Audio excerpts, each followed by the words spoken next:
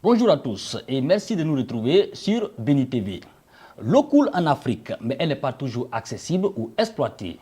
Le continent noir est celui où la consommation par habitant est la plus basse du monde avec quelques 170 mètres cubes par an.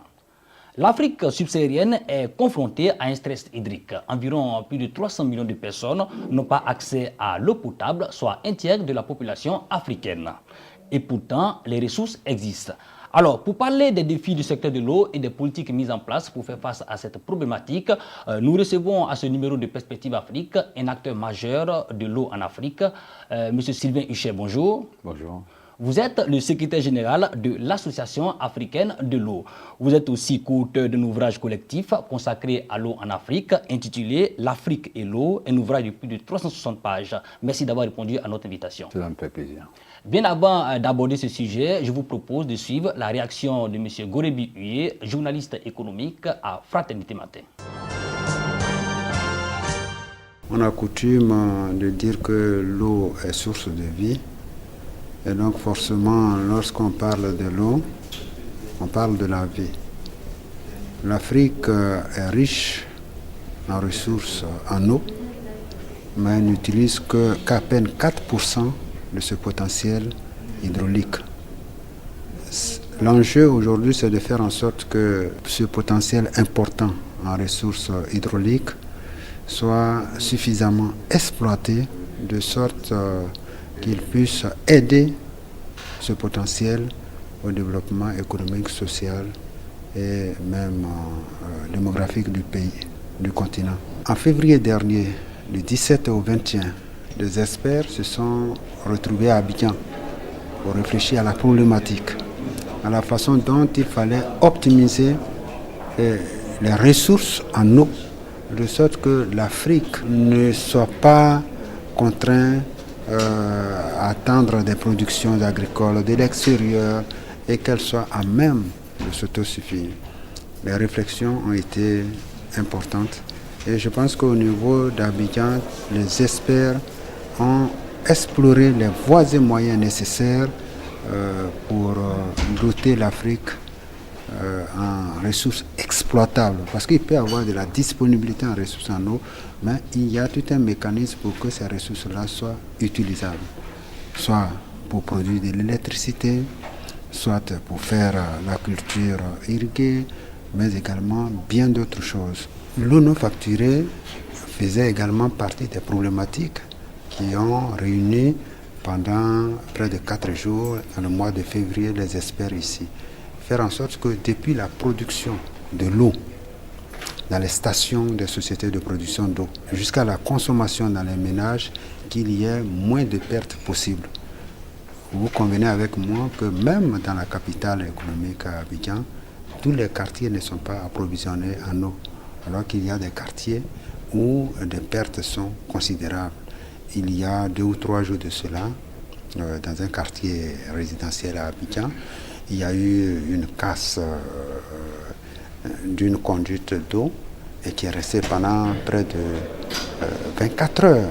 L'eau coulait et pourtant cette eau, il aurait suffi seulement qu'en quelques minutes la société de distribution d'eau vienne fermer pour qu'elle soit utilisée peut-être ailleurs. Donc il y a au niveau donc, de l'eau traiter de l'eau potable, des investissements majeurs à faire.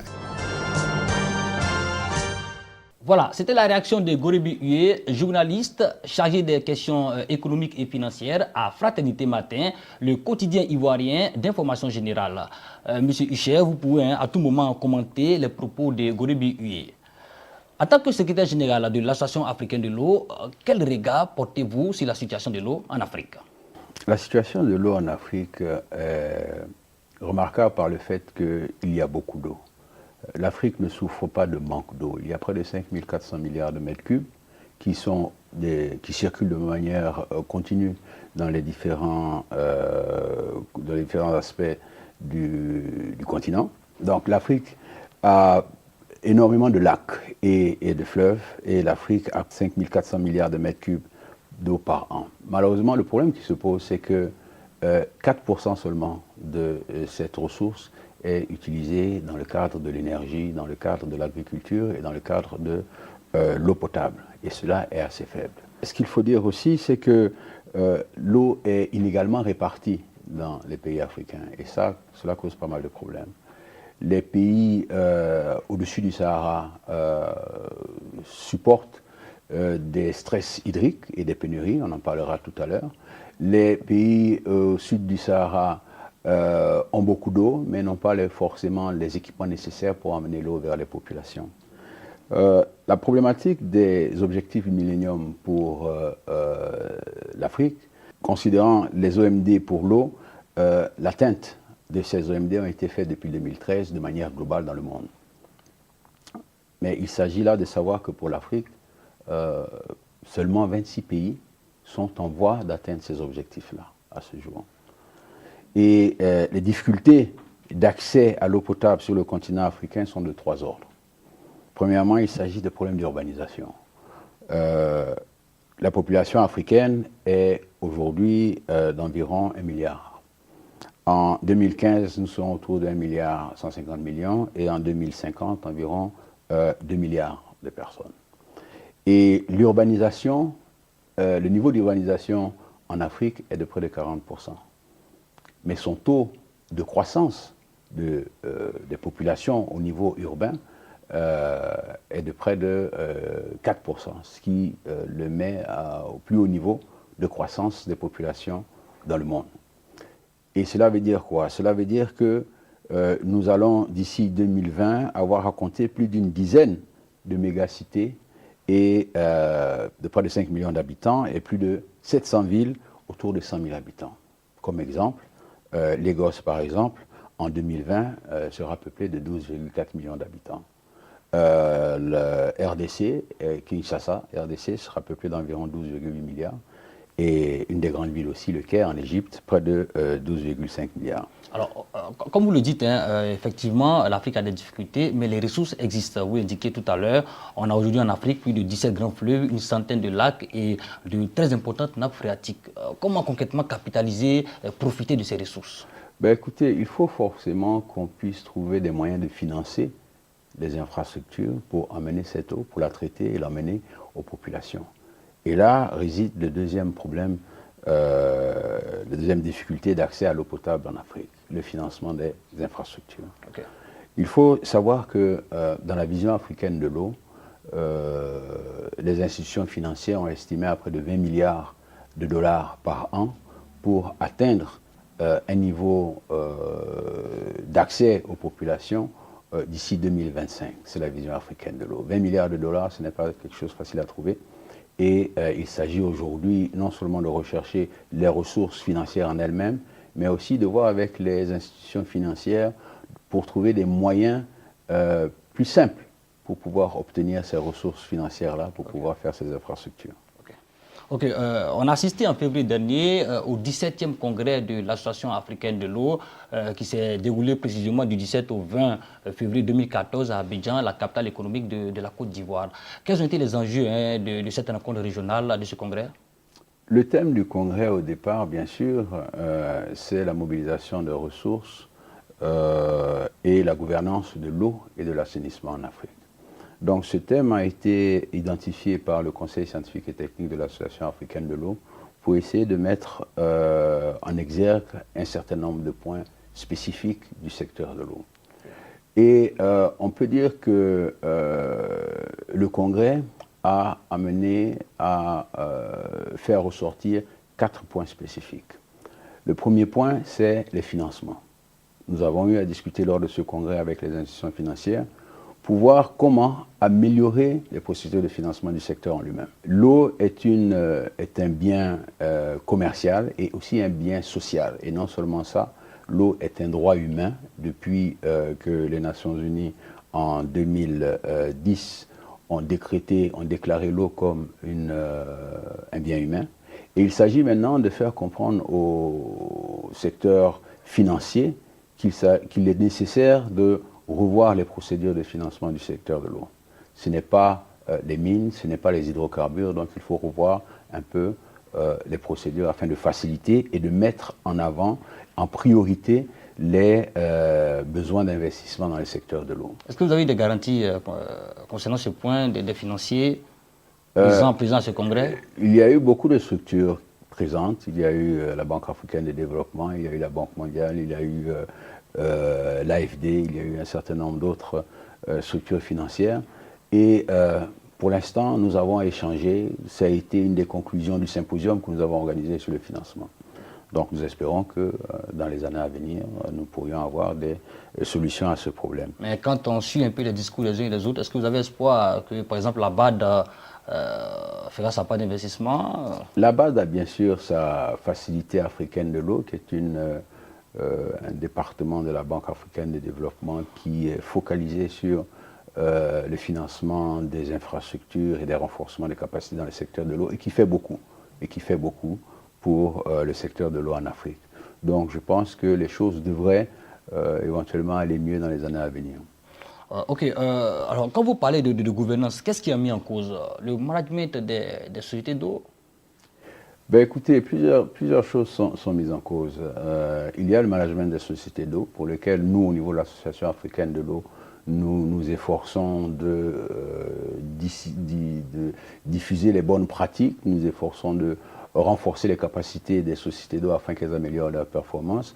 Et il y a aussi, bien sûr, les autorités publiques qui, elles aussi, sont bien sûr en relation avec les sociétés d'eau pour lesquelles nous ne pouvons pas intervenir de manière directe au niveau des autorités publiques, mais nous essayons de faire en sorte à ce que des éléments essentiels des opérations du secteur de l'eau soient prises en compte par les autorités publiques. Mais justement, concernant cette question, qu'est-ce que fait concrètement l'Association africaine de l'eau pour contraindre les gouvernants à réaliser leur part d'investissement dans le secteur de l'eau et de l'assainissement? Le mot est trop fort. L'association ne peut pas contraindre les gouvernements, mais l'Association africaine de l'eau fait partie du conseil consultatif technique de l'AMCO, qui est le conseil des ministres africains en charge de l'eau, Okay. Et qui est d'ailleurs ce qu'on pourrait considérer comme le régulateur du secteur de l'eau en Afrique. Et au titre de notre présence au Conseil consultatif technique, nous faisons des propositions d'amélioration des performances des sociétés d'eau qui entraînent éventuellement des investissements à réaliser. C'est en ce sens-là que nous pouvons suggérer, proposer certains investissements à faire au niveau des autorités publiques. Ok, pour faire face aux besoins des populations, est-ce qu'il ne faudrait pas libéraliser le secteur de l'eau un peu partout en Afrique? Bon, le point de la libéralisation, il est vrai qu'aujourd'hui, dans certains pays, et surtout des pays franco-anglophones, plusieurs sociétés opèrent dans le secteur de l'eau. On prend par exemple le cas de Kenya, où il y a près d'une vingtaine de sociétés qui opèrent, le cas de l'Ouganda, où il y a une quinzaine de sociétés qui opèrent, et ainsi de suite, en Afrique du Sud aussi, bien sûr. Donc, surtout dans ces pays anglophones-là, il y a, je dirais, une libéralisation. Dans les pays francophones, cela démarre. Je pense qu'il y a beaucoup d'implications à la libéralisation.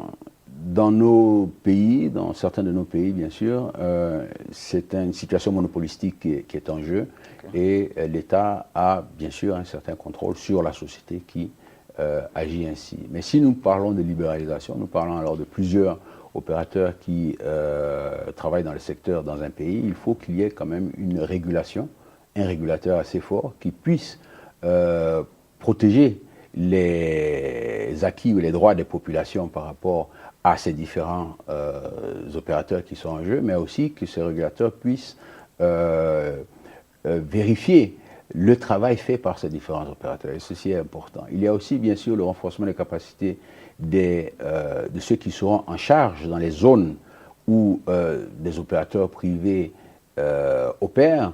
Je pense par exemple aux communes qui, aujourd'hui, certaines communes sont en charge de la distribution d'eau. Ils font des contrats avec des sociétés privées. Il faut que ceux qui sont dans les communes aient aussi les capacités nécessaires de pouvoir superviser le travail de ces sociétés privées qui sont en ligne de compte. Donc la libéralisation peut peut-être aider à accroître l'accès des populations à l'eau potable, mais à l'eau potable et à l'assainissement bien sûr, mais ça implique quand même pas mal de choses qu'il est nécessaire de mettre en place avant de passer à ce stade. Mais vous qui êtes responsable au niveau panafricain, l'exemple anglophone est quand même intéressant à suivre en termes de besoins pour la population. Ben, écoutez, l'exemple anglophone est bien sûr intéressant à suivre, mais il y a des bonnes choses et des moins bonnes choses. Il y a certains pays anglophones qui aujourd'hui demandent à la société qui opère de manière globale dans l'ensemble du pays de reprendre certaines villes qui étaient données à des opérateurs privés. Donc il est nécessaire, comme je l'ai dit, de mettre une plateforme absolument adéquate pour pouvoir gérer ces nouvelles sociétés privées-là qui rentrent en ligne de compte. Sinon, je pense que de manière globale et dans le monde entier, on va vers cette libéralisation, on va vers cette élimination du monopole de certaines sociétés. Okay. Surtout ce qu'on constate un peu partout en Afrique, c'est que c'est vrai que la société de distribution d'eau fait son travail, mais dans les villages, dans les campements, dans les endroits reculés, il y a ce problème-là de distribution et l'État est souvent obligé par le biais des ministères des infrastructures d'agir. Est-ce que là, peut-être le privé ne peut pas prendre cette part de marché-là? Au niveau rural, ce n'est pas très évident parce que, comme je dis, c'est une activité commerciale de distribuer de l'eau, de la produire et de la distribuer. Au niveau rural, peut-être que les ressources financières ne sont pas assez importantes pour qu'une société privée se lance dans ce domaine-là. Et c'est toujours, dans la plupart des cas, en Afrique, c'est toujours quand même l'État qui est chargé de gérer les aspects de l'eau potable en milieu rural. En fait, du compte du social, en fait. Ben, écoutez, l'eau, c'est le social et puis c'est aussi le commercial. Et c'est un droit humain. Donc, c'est un produit qui a de multiples facettes et la gestion de justement ce type de produit n'est pas toujours facile. Ok. Est-ce que le prix de l'eau ne pose pas problème quant à l'accessibilité de cette ressource-là? Non, je pense que là, il faut qu'on voit bien les choses. Au niveau du prix de l'eau, dans de nombreux cas, le prix de l'eau ne couvre pas la production, ne couvre pas le coût de production. Donc, s'il faut encore augmenter ce prix-là, on risque de se retrouver dans des situations assez compliquées. Mais il est nécessaire que les tarifs puissent couvrir quand même le coût de production. Au niveau de l'Association africaine de l'eau, quels sont les projets, les programmes que vous menez avec les partenaires au développement pour renforcer, n'est-ce pas, les capacités des opérateurs d'eau? Ben écoutez, nous avons au niveau de l'Association africaine de l'eau un certain nombre de programmes qui sont actuellement des programmes majeurs de l'association. Il y a ce que nous appelons le programme de partenariat des opérateurs d'eau, le WOP Africa, on le prononce le plus souvent en anglais WOP Africa, qui est un programme qui permet de mettre ensemble des sociétés d'eau qui ont besoin de renforcement des capacités et de se faire renforcer les capacités par une société d'eau. Et non aller chercher un consultant pour renforcer les capacités ou aller chercher un cabinet extérieur. Donc ce programme est financé par l'USAID, par la Banque africaine de développement et par les Nations Unies. Et c'est un programme qui a été en fait confié à l'Association africaine de l'eau par les Nations Unies qui ont estimé que le renforcement des capacités entre sociétés était de loin plus bénéfique que le renforcement des capacités entre sociétés et consultants ou sociétés et cabinets. Ça, c'est un des programmes. Le deuxième, un autre programme que nous avons, c'est le programme de renforcement des capacités au niveau de la réduction de l'eau non facturée. La réduction de l'eau non facturée est un élément important dans l'opérationnalisation des sociétés d'eau. Perdre de l'eau qui est traitée, perdre de l'eau et ne pas pouvoir donner assez d'eau aux populations est un mal qu'il est nécessaire de résoudre. Aujourd'hui, ce problème d'eau non facturée est devenu un problème général en Afrique et l'Association africaine de l'eau a pris le problème à bras le corps pour pouvoir mettre en place des programmes importants de renforcement de capacités sur l'eau non facturée avec l'appui de l'USAID pour vraiment améliorer la desserte en eau au niveau des populations. Autre programme que nous avons, c'est un programme qui, lui, regarde la qualité de l'eau. C'est le contrôle pour une eau sûre. Si on regarde bien, même quand on fait un petit retour en arrière, lorsque nous débattions au départ sur les problèmes des objectifs du millénaire, la qualité de l'eau n'était pas ressortie dans ce problème-là. Okay. Or, cette qualité de l'eau est importante. Plus de 4 000 individus meurent, plus de 400 000 individus meurent chaque année à cause de la mauvaise qualité de l'eau. Et je pense qu'il est nécessaire d'attaquer ce problème et l'association a pris ça en main. Ok, d'accord, Monsieur Isher, je pense que nous avons échangé longuement sur la situation de l'eau en Afrique. Nous allons passer à une autre rubrique de cette émission, la rubrique Les projets. On vous soumet 2 projets que vous allez commenter. Au niveau du premier projet, le Conseil des ministres africains en charge de l'eau a bénéficié d'un don de 2 millions d'euros, soit environ 1,3 milliard de francs CFA, afin de mettre en place un système africain de suivi et de compte rendu de l'eau et de l'assainissement visant à couvrir tous les aspects de l'utilisation de l'eau. Un commentaire?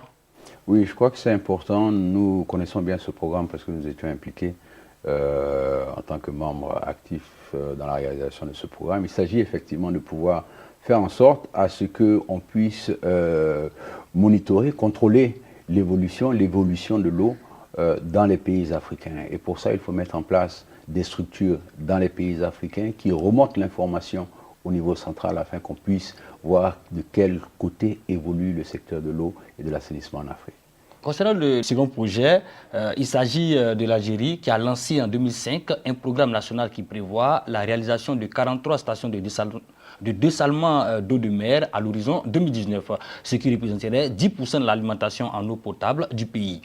Une dizaine de stations sont déjà opérationnelles, dont la plus importante est celle d'El Hama, 200 000 m3 par jour, inaugurée en 2008, qui fournit environ 30% de la consommation actuelle d'eau potable de l'agglomération algérienne. Un commentaire, et au-delà de l'Algérie, est-ce que les pays qui sont proches de la mer peuvent aussi bénéficier de ces programmes-là? Écoutez, comme je l'ai dit dans le début de mes propos, les pays au sud, au nord du Sahara, sont des pays qui malheureusement font face à des stress hydriques et même à des pénuries. Et pour ça, pour contrecarrer cela, il faut bien chercher l'eau quelque part. Et l'eau de mer est une solution, et l'Algérie se lançant dans la dessalination, je pense que ce n'est pas simplement l'Algérie, mais d'autres pays du Maghreb se lancent aussi dans la dessalination, et cela est absolument nécessaire. Cela coûte cher. On pourrait penser pourquoi dans les pays au sud du Sahara, ceux qui sont au bord de l'eau, enfin au bord de la mer, puissent aussi, cela coûte très cher. Et en fait, au sud du Sahara, il n'y a pas le problème d'eau que connaît l'Algérie, le Maroc ou la Tunisie. Oui, c'est vrai, les nappes phréatiques sont importantes par rapport nappes sont là, les lacs sont là, les fleuves sont là. Il s'agit maintenant de potabiliser cette eau-là pour emmener aux populations. Ok, une question que je vais vous poser. On remarque la présence de plusieurs sociétés privées d'eau qui distribuent en fait de l'eau dans des bouteilles qu'on appelle souvent eau minéralisée. Est-ce que c'est contrôlé tout ça? Écoutez, ça dépend un peu des pays. Je pense que c'est contrôlé. Puisque certaines personnes se plaignent souvent de peut-être la qualité de l'eau. Non, je pense qu'il y a des structures, surtout les structures de santé dans les différents pays qui contrôlent un peu cet aspect de la question. L'AE ne t'aide pas ce problème? Non, pas l'eau minérale. Ok, merci à M. Isher Sylvain. Voilà, on va passer donc à une autre partie de cette émission. On passe à la rubrique Livre blanc, signature du livre blanc, un mot, une signature, une phrase pour marquer votre passage à Perspective Afrique.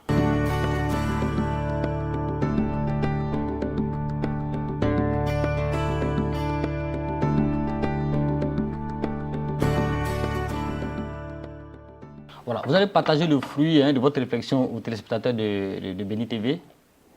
Ben écoutez, j'écris ici, merci pour l'intérêt que vous portez à ce secteur très important qu'est l'eau et l'assainissement. Les Africains ont besoin de savoir comment le secteur évolue et ce qui est fait pour améliorer l'accès à l'eau potable et à l'assainissement en Afrique. Ok, merci M. Isher. Mais bien avant de partir, comme l'indiquions tantôt au début de l'émission, vous êtes co-auteur d'un document, L'Afrique et l'eau, un document qui a été écrit par plusieurs spécialistes de l'eau. Un commentaire sur ce document? Oui, c'est la première fois, disons, que l'eau est traitée par ceux qui y vivent et qui y opèrent et qui en font leur vie en Afrique par les Africains. Et je crois que ce livre peut montrer à tous ceux qui souhaiteraient et qui voudraient le lire ce qu'il se passe dans le secteur de l'eau africain. Et je crois que c'est important. Nous avons eu cette idée il y a 2 ans de faire intervenir tous ceux qui sont dans l'Association africaine de l'eau, des directeurs de société, des anciens directeurs. Aujourd'hui, par exemple, M. Zali Kessi Marcel, président du Conseil économique, est aussi intervenu dans le cadre de sa fonction lorsqu'il était président directeur général de la SODECI, et d'autres directeurs à travers l'Afrique. Donc je crois que ce livre montre vraiment ce qu'est le secteur, qu'est-ce que les gens en font et comment on pense améliorer l'accès à l'eau potable et à l'assainissement dans le cadre de ce secteur-là. Ok, important aussi pour les investisseurs et aux partenaires de développement qu'on attend tous pour financer un peu l'eau en Afrique. Alors, merci M. Hucher. Je rappelle que nous étions avec M. Sylvain Hucher, le secrétaire général de l'Association africaine de l'eau. Avec lui, on a discuté un peu de la problématique de l'eau en Afrique et puis des politiques mises en place, n'est-ce pas, pour faire face au stress hydrique que vit l'Afrique. Merci d'avoir répondu à notre invitation. Et quant à vous, téléspectateurs de Béni TV, nous vous donnons rendez-vous pour une autre émission de Perspective Afrique sur ce bon suite de programme sur Béni TV.